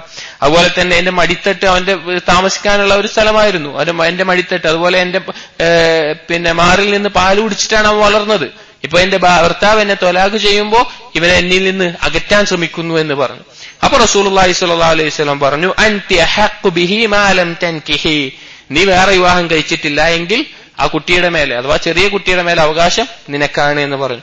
മറ്റൊരിക്കൽ അബൂ ഹുറൈറ റളിയല്ലാഹു അൻഹു പറയുന്നുണ്ട്, ഖയ്യറ ഗുലാമൻ ബൈന അബീഹി വ ഉമ്മിഹി, മുമയ്യിസായ വകതിരിവെത്തിയ മക്കളുടെ വിഷയത്തിൽ റസൂലുള്ളാഹി സ്വല്ലല്ലാഹു അലൈഹി വസല്ലം തെരഞ്ഞെടുക്കാൻ അവകാശം കൊടുത്തു, ഉമ്മാന്റെ അടുത്തേക്കാണോ ഉപ്പാന്റെ അടുത്തേക്കാണോ എന്നുള്ളത്. ഇതും പല സാഹചര്യങ്ങളിൽ പല രീതിയിൽ മാറും. ഉപ്പാന്റെ ഒപ്പമാണോ ഉമ്മാന്റെ ഒപ്പമാണോ, ദീനിയായിട്ടും അല്ലാത്ത രീതിയിലും നല്ല രീതിയിൽ വളരാനുള്ള സാഹചര്യങ്ങൾ, അതുപോലെ ഓരോ വിഷയവും ഇത് ഓരോ സാഹചര്യത്തിൽ മാറും. അതുകൊണ്ട് നമ്മൾ അത് കൂടുതൽ പറയുന്നില്ല. നമ്മൾ എന്തായാലും ഇവിടെ വിഷയം എന്താണെന്ന് വെച്ച് കഴിഞ്ഞാൽ, നമ്മുടെ മക്കൾ അത് നമ്മുടെ മക്കൾ തന്നെയാണ്, ഭാര്യയെ ത്വലാഖ് ചെയ്താലും എന്തായിരുന്നാലും. അതുകൊണ്ട് ആ മക്കളോടുള്ള കടമ, അവർക്കുള്ള ചെലവിനുള്ളത്, അതുപോലെ അവരെ വളർത്തുന്ന രീതിയിൽ അവർക്ക് തർബിയത്ത്, ഈ കാര്യങ്ങൾ ശ്രദ്ധ വേണം എന്നുള്ളത്. 30-ാമത്തെ ഖില്ലത്തുൽ വഫാഇ ലിസ്സൗജത്തി, ഭാര്യയോടുള്ള വഫായിലുള്ള കുറവ്. വഫാ എന്നുള്ള പദത്തിന് മലയാളം ഒരു ഒറ്റവാക്ക്, അതിന് കുറെ അന്വേഷിച്ചും തെരഞ്ഞൊക്കെ നോക്കി അതിനൊരു യഥാർത്ഥ വാക്ക് കിട്ടും. കാരണം വഫാ എന്നുള്ള വാക്കുകൊണ്ട് നമുക്ക് മനസ്സിൽ വരുന്ന ആശയത്തെ പറയാനുള്ള വാക്ക് വിശ്വാസ്യത എന്നോ കൂറ് എന്നോ അടുപ്പമെന്നോ സ്നേഹമെന്നോ പ്രണയമെന്നോ എന്താണത് യോജിച്ചത് എന്ന് നമുക്ക് ഉദാഹരണം പറയുമ്പോൾ മനസ്സിലാവും. ഇവിടെ ഭർത്താക്കന്മാർക്ക് ഭാര്യമാരോട് ഉണ്ടാകേണ്ട വഫ, അതായത് ഒരു ഒരു സ്നേഹം, ഹൃദയത്തിൽ തട്ടിയുണ്ടാവുന്ന ഒരു സ്നേഹം. പലപ്പോഴും ഇന്നത്തെ ദാമ്പത്യ ജീവിതം എന്ന് പറഞ്ഞാൽ അഭിനയമാണ്. ഭർത്താവായിട്ട് അഭിനയിക്കുക, ഭാര്യയായിട്ട് അഭിനയിക്കുക. മനസ്സിൽ തട്ടിയുള്ള സ്നേഹവും ആ ഒരു കൂറും ഒരു ബന്ധവും പലർക്കും നഷ്ടപ്പെട്ടിരിക്കുന്നു. അത് അവർ മരണപ്പെട്ടാലും നമ്മുടെ ഹൃദയത്തിൽ ഉണ്ടാകുന്ന ആ ഒരു സ്നേഹമാണ്. ഒരു കരാറിലായിരിക്കുമ്പോൾ, വിവാഹം ഒരു കരാറാണ്, ആ കരാറിലായിരിക്കുമ്പോൾ അതിൽ അവർ മരണപ്പെടുമ്പോഴും അവരോടുണ്ടാവുന്ന ആ ഒരു അനുകമ്പ. നമുക്ക് ഉദാഹരണം നമ്മുടെ നേതാവിൽ തന്നെയാണ്, റസൂലുള്ളാഹി സ്വല്ലല്ലാഹു അലൈഹി വസല്ലം. റസൂലുള്ളാഹി സ്വല്ലല്ലാഹു അലൈഹി വസല്ലമക്ക് ഖദീജ ബീവിയോടുണ്ടായിരുന്ന വഫാ. എത്രയോ ഹദീസുകൾ ആയിഷ റളിയല്ലാഹു അൻഹ പറയുന്നുണ്ട്, മാ ഗിർതു അലാ ഇംറഅത്തിൻ മാ ഗിർതു അലാ ഖദീജ. ഖദീജയോടുള്ളതുപോലെ ഒരു സ്ത്രീയോടും എനിക്ക് ഗീറത്ത് ഉണ്ടായിട്ടില്ല, അഥവാ അസൂയ ഉണ്ടായിട്ടില്ല. കാരണം മിൻ കസറത്തി ദിക്രി റസൂലില്ലാഹി സ്വല്ലല്ലാഹു അലൈഹി വസല്ലം ഇയ്യാഹ. കാരണം ഖദീജ ബീവിയെ കുറിച്ച് ധാരാളം എന്നോട് ഓർമ്മിപ്പിക്കുന്നതിന്റെ കാരണം, അതായത് റസൂലുള്ളാഹി ധാരാളമായിട്ട് ഖദീജ ബീവിയെ പറ്റി പറയുന്നതിന്റെ കാരണത്താൽ. അതുപോലെ തന്നെ ആയിഷ ബീവി പറയുന്നത്, വതസവ്വജനി ബഅദഹാ ബിസലാസി സിനീൻ. ഖദീജ ബീവിയുടെ മരണത്തിന്റെ 3 വർഷത്തിന് ശേഷമാണ് എന്നെ വിവാഹം കഴിക്കുന്നത്. വഅമറഹു റബ്ബുഹു അസ്സ വജല്ല ജിബ്രീൽ അലൈഹിസ്സലാം അയ്യുബശ്ശിറഹാ ബിബൈത്തിൻ ഫിൽ ജന്ന മിൻ ഖസബ്. ഖദീജ ബീവിക്ക് അല്ലാഹു സുബ്ഹാനഹു വ തആല സന്തോഷവാർത്ത അറിയിച്ചിട്ടുണ്ട്, സ്വർഗ്ഗത്തിൽ ജിബ്രീൽ വഴി സ്വർഗ്ഗത്തിൽ മുത്തുകൊണ്ടുള്ള ഒരു ഭവനമുണ്ട് എന്നുള്ള നിലയ്ക്ക്. ഇവിടെ റസൂലുള്ളാഹി സ്വല്ലല്ലാഹു അലൈഹി വസല്ലമ ഖദീജ ബീവിയുടെ മരണശേഷവും ആ ഖദീജ ബീവിയോടുള്ള ഒരു വഫ ഇപ്പൊ മനസ്സിലാവുമെന്ന് വിചാരിക്കുന്നു. ആ ഒരു അടുപ്പം, ഒരു സ്നേഹം, ഒരു കൂറ് അത് നിലനിന്നിരുന്നു എന്നുള്ളതാണ്. മറ്റൊരു ഹദീസിൽ കാണാം, ആയിഷ ബീവി പറയുകയാണ്, മാ ഗിർതു അലാ അഹദിൻ മിൻ നിസാഇ നബി സ്വല്ലല്ലാഹു അലൈഹി വസല്ലം മാ ഗിർതു അലാ ഖദീജ. ഖദീജയോടുള്ളതുപോലെ മറ്റൊരു ഭാര്യയോടും എനിക്ക് എന്തുണ്ടായിട്ടില്ല, ഒരു ഗീറത്ത് ഉണ്ടായിട്ടില്ല. വമാ റഅയ്തുഹ, ഞാൻ അവരെ കണ്ടിട്ടില്ല, ഖദീജ ബീവിയെ ഞാൻ കണ്ടിട്ടില്ല. വലാകിൻ കാന നബി സ്വല്ലല്ലാഹു അലൈഹി വസല്ലം യുക്സിറു ദിക്റഹ. റസൂലുള്ളാഹി ധാരാളമായിട്ട് ഓർക്കാറുണ്ടായിരുന്നു ഖദീജ ബീവി എന്നുള്ളത്. വറുബ്ബമാ ദബഹ അശ്ശാത ثم يقطعها അഅദാഅൻ ثم يبعثها في صدائق ഖദീജ.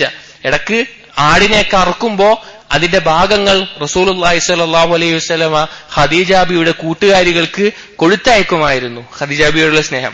ഫറുബ്ബമാ ഖുൽതു ലഹു, അങ്ങനെ ഞാന് ആയിഷ ബീവി പറയാണ്, ഞാൻ റസൂലിനോട് ചോദിക്കാറുണ്ടായിരുന്നു, കഅന്നഹു ലം യകുൻ ഫിദ് ദുനിയ ഇംറഅത്തുൻ ഇല്ലാ ഖദീജ.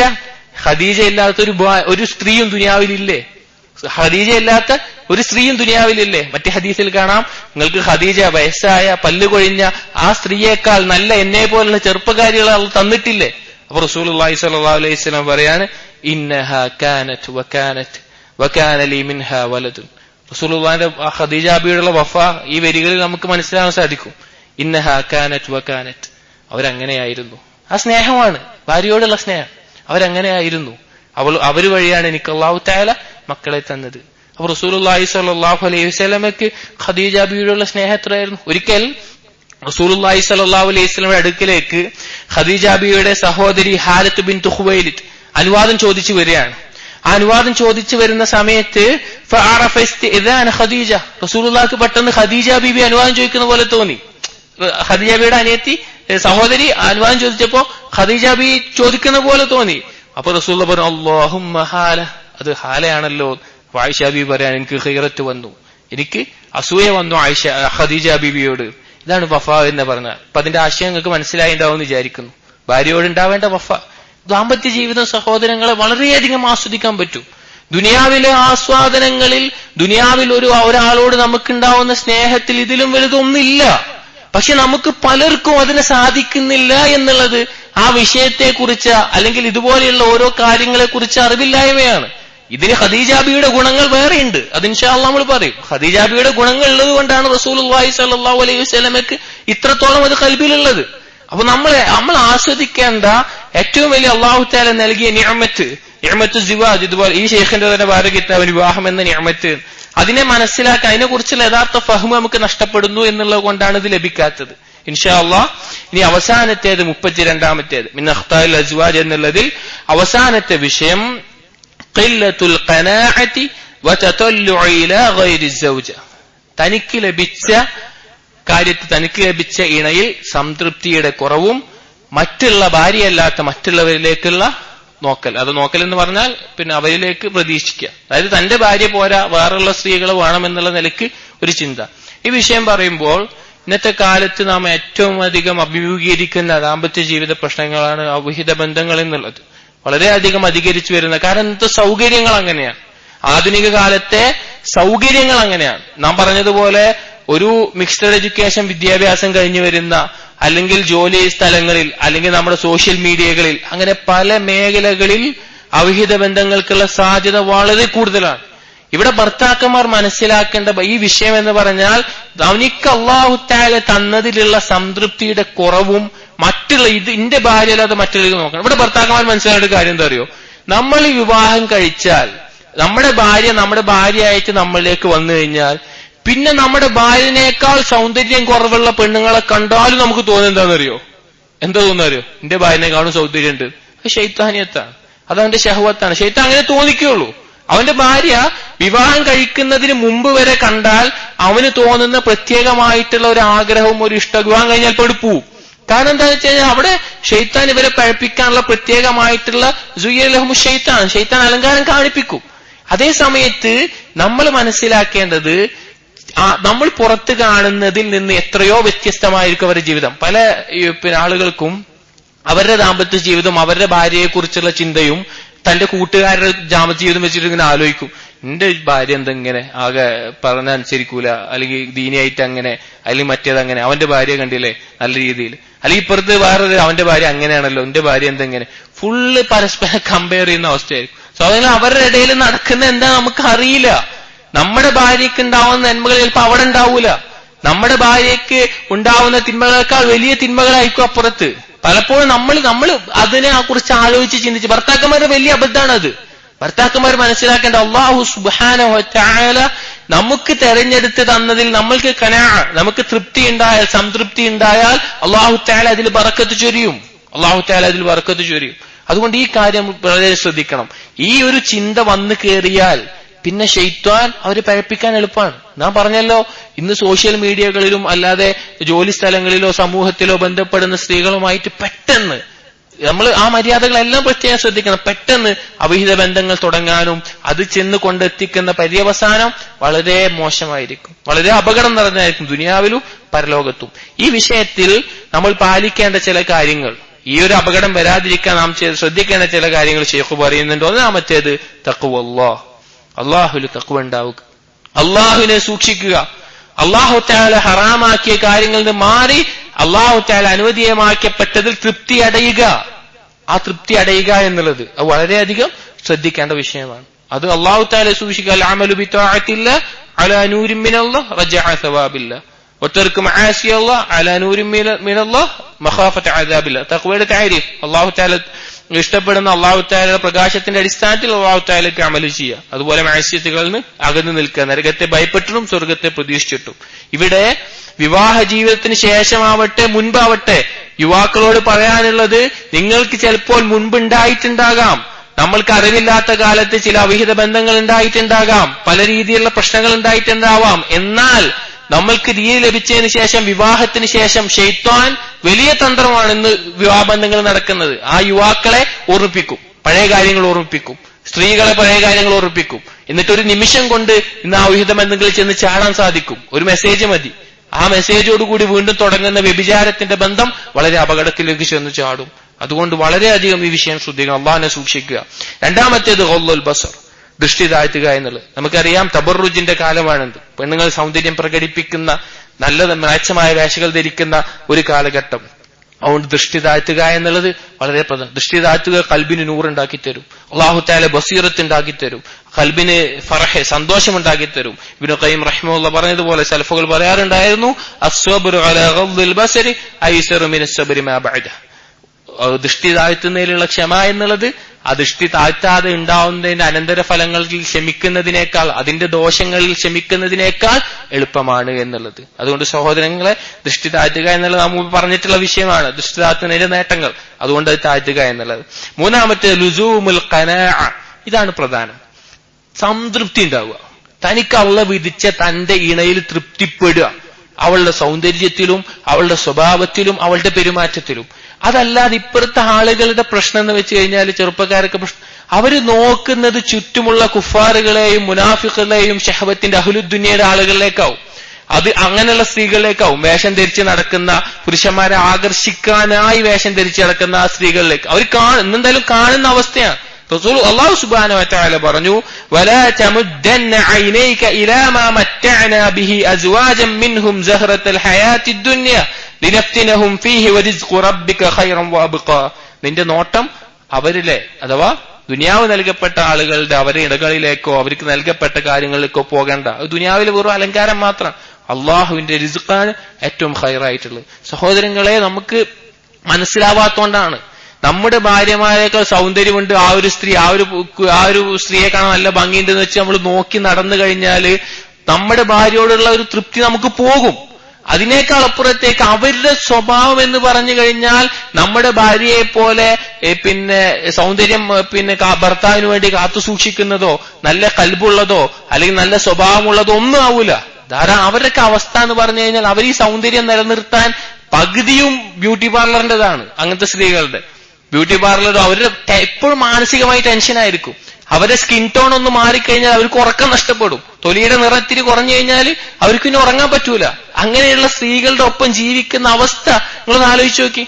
വളരെയധികം ഗൗരവമാണ്. അതുകൊണ്ട് സഹോദരൻ, നമുക്ക് അള്ളാഹ് തെരഞ്ഞെടുത്തു എന്നതാണ് നമുക്ക് ഏറ്റവും ഹൈറായിട്ടുള്ളത്, ഏറ്റവും ഉത്തമമായിട്ടുള്ളത്.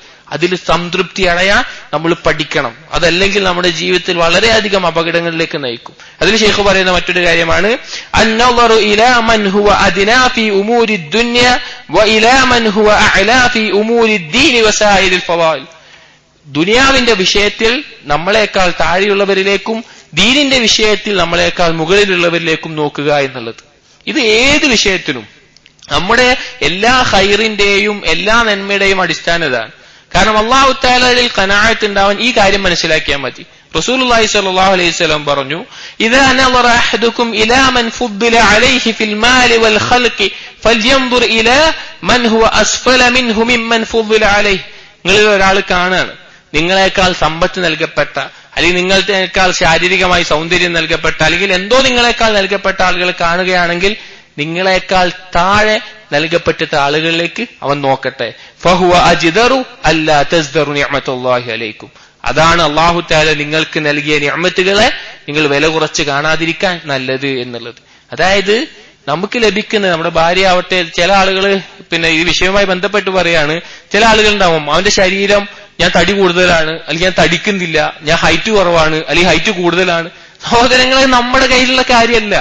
അല്ലാഹു തആല സൃഷ്ടിച്ച് നമുക്ക് തന്നിൽ നമ്മൾ തൃപ്തി അടയുകയും എന്നാൽ നമ്മളെക്കാൾ ശാരീരികമായി വൈകല്യമുള്ള ആളുകളിലേക്ക് നോക്കുകയും ചെയ്താൽ അള്ളാഹിന്റെ നിഅമത്ത് നമുക്ക് അറിയാൻ പറ്റും. നമ്മളെക്കാൾ മുകളിലുള്ളവർക്ക് നോക്കി നമുക്ക് അറിയാൻ പറ്റൂല. എന്നാൽ ദീനിന്റെ വിഷയത്തിൽ മുകളിലുള്ളവരിലേക്ക് നോക്കി അങ്ങോട്ട് എത്താൻ പരിശ്രമിക്കുകയും ചെയ്യുക.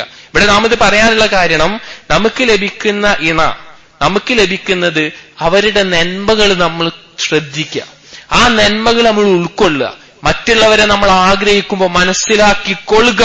അവർക്കുണ്ടാവുന്ന ദോഷങ്ങൾ നമ്മുടെ ഭാര്യയേക്കാൾ വലുതായിരിക്കും, നമുക്കത് സഹിക്കാൻ പറ്റൂല. ചില ആളുകള് ഇങ്ങനൊക്കെ വിചാരിച്ചിട്ട് ചിലപ്പോ ചില സ്ത്രീയെ കാണും, നമ്മുടെ ഭാര്യയെ കണ്ട് വേറെ സ്ത്രീയെ കണ്ടിട്ട് ഭാര്യ പോരാണ്ട് വേറെ സ്ത്രീയെ രണ്ടാമത് വിവാഹം കഴിക്കുന്ന ആളുകൾ. അവർക്ക് നമ്മുടെ നാടുകളിൽ ഞാൻ കണ്ടിട്ടുണ്ട് അങ്ങനെ ആളുകളെ. ഒന്നാമത്തെ ഭാര്യയുടെ ശരിയല്ല എന്ന് പറഞ്ഞിട്ട് ചെറിയ ചെറിയ പ്രശ്നങ്ങൾ ഉണ്ടാവുള്ളൂ, അവര് വേറെ വിവാഹം കഴിക്കും. പക്ഷേ അവർക്ക് ഒന്നാമത്തെ ഭാര്യയേക്കാൾ മോശമായിട്ട് രണ്ടാമത്തെ ഭാര്യ ഒരു ബുദ്ധിമുട്ടായി മാറുന്ന അവസ്ഥ. അവൻ നല്ലത് കണ്ടിട്ട് കെട്ടിയതായിരിക്കും, വിവാഹം കഴിച്ചതായിരിക്കും. ഞാൻ വ്യക്തിപരമായിട്ട് ഒരാളോട് ഒരിക്കൽ ചോദിച്ചിട്ടുണ്ട്, രണ്ട് ഭാര്യമാരുള്ളടുത്ത് നിങ്ങൾക്ക് ആരോടാ ഏറ്റവും കൂടുതൽ സ്നേഹം, മാനസികമായിട്ടുള്ള അടുപ്പം ആരോടാന്ന് ചോദിച്ചു. അറിയാൻ വേണ്ടി ചോദിച്ചാ. അപ്പൊ അദ്ദേഹം പറഞ്ഞത് ഒന്നാമത്തെ ഭാര്യയോടാണ് എന്നുള്ളത്. അത് വളരെ ശ്രദ്ധിക്കേണ്ട വിഷയമാണ്.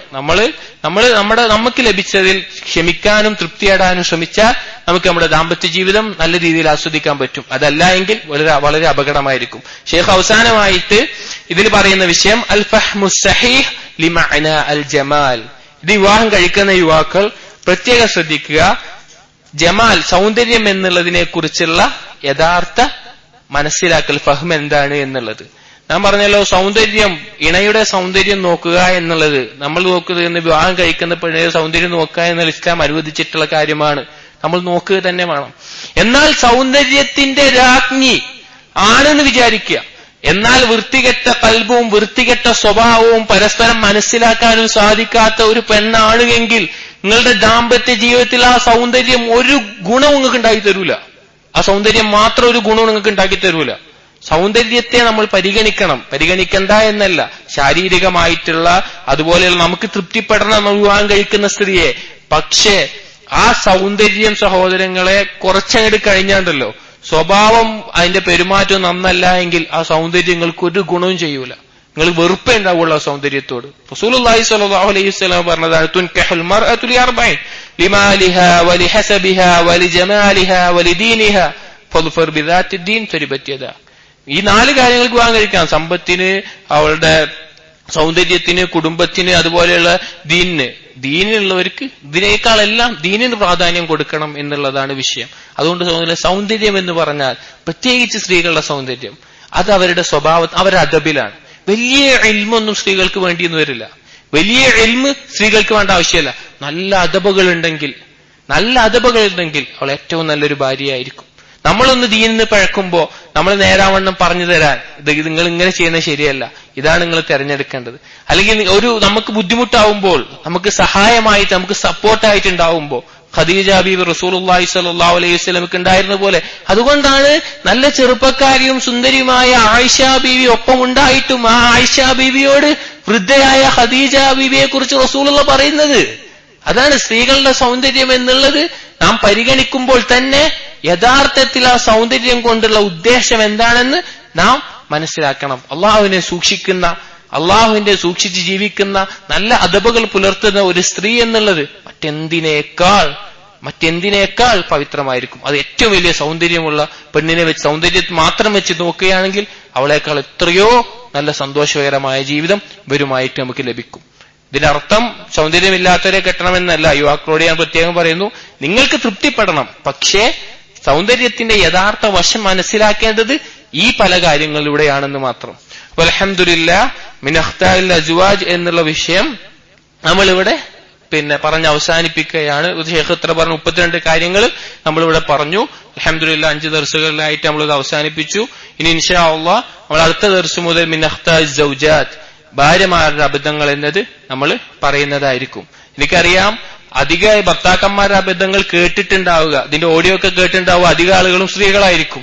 കാരണം ഭർത്താക്കന്മാർക്ക് ഇത് പറയാൻ വേണ്ടിയിട്ട് ഞാൻ സ്ത്രീകളോട് പറയുന്നു, നിങ്ങൾ ഭാര്യമാരുടെ അബദ്ധങ്ങളും അതുപോലെ തന്നെ കേൾക്കണം. എന്തിനു വേണ്ടി? നിങ്ങളുടെ കുറവുകൾ നിങ്ങൾ മാറ്റാൻ എന്നുള്ള നിയ്യത്തിൽ. ഭർത്താക്കന്മാരോടും പറയാനുള്ളത്, ഇത് കേട്ട ആളുകളോട്, ഇത് മുഴുവൻ കേട്ട ആളുകളോട് പറയാനുള്ളത്, നിങ്ങൾ ചിന്തിക്കുക, നിങ്ങൾ പരിഹരിക്കുക. ഇവിടെ സൂചിപ്പിക്കാനുള്ള വിഷയം, അല്ലാഹു സുബ്ഹാനഹു വ തആല നമ്മെ സൃഷ്ടിച്ചത് അല്ലാഹുവിനെ ഇബാദത്ത് ചെയ്യാൻ വേണ്ടിയിട്ടാണ്. മനുഷ്യനെ സൃഷ്ടിച്ചപ്പോൾ അവൻ ഉണ്ടാക്കി കൊടുത്ത ആദ്യത്തെ ബന്ധം അത് വൈവാഹിക ബന്ധമാണ്. അത് ദുനിയാവിലെ വലിയൊരു ആസ്വാദനമാണ്, നല്ല രീതിയിലാണ്. അല്ലാഹു തആല പറഞ്ഞു നോക്കി, സ്വർഗത്തിൽ പ്രവേശിക്കുമ്പോൾ നിങ്ങളുടെ ഇണകളും കൂടി പ്രവേശിച്ചോളാനാ പറഞ്ഞത്. നിങ്ങളുടെ ഇണകളും കൂടിയിട്ട് പ്രവേശിച്ചോളാനാ പറഞ്ഞത്. അവിടെ വരെ നിലനിൽക്കുന്ന ഒരു ബന്ധമായിട്ട് വൈവാഹിക ജീവിതത്തെ കൊണ്ടുപോകാൻ സാധിക്കും.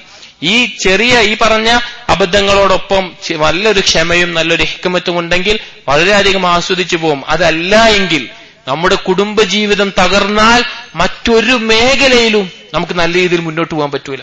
നമ്മുടെ കച്ചവടത്തിലാവട്ടെ, നമ്മുടെ ദീനി രംഗത്താവട്ടെ വളരെ അസ്വസ്ഥമായിരിക്കും, നമ്മുടെ മനസ്സ് വളരെ അസ്വസ്ഥമായിരിക്കും. അതുകൊണ്ട് ഈ കാര്യങ്ങൾ മനസ്സിലാക്കുകയും പകർത്തുകയും ചെയ്യുക. ഇൻഷാ അല്ലാഹ് അടുത്ത ദർസ് മുതൽ മിൻ അഖ്താഇസ് സൗജാത്ത്, ഭാര്യമാരുടെ അബദ്ധങ്ങൾ എന്നുള്ളത് നാം തുടങ്ങുന്നതാണ്. വബില്ലാഹി തൗഫീഖ്. അസ്സലാമു അലൈക്കും വറഹ്മത്തുള്ളാഹി വബറകാതുഹു.